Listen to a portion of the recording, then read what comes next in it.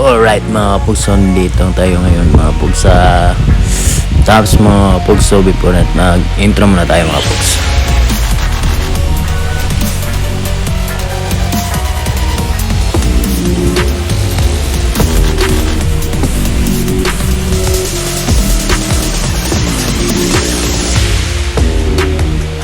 So yun mga pugs, so, ang ganda dito sa Tops mga pugs.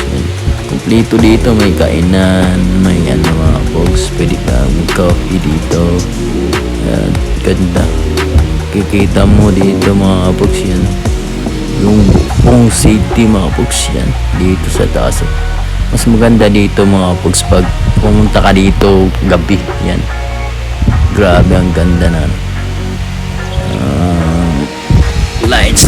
Nakita mo yung buong Cebu. Yung ano nga mga tugs, travel nito mga pugs, mga 1 hour galing ka dito sa yung sa baba yan. Yun, alright.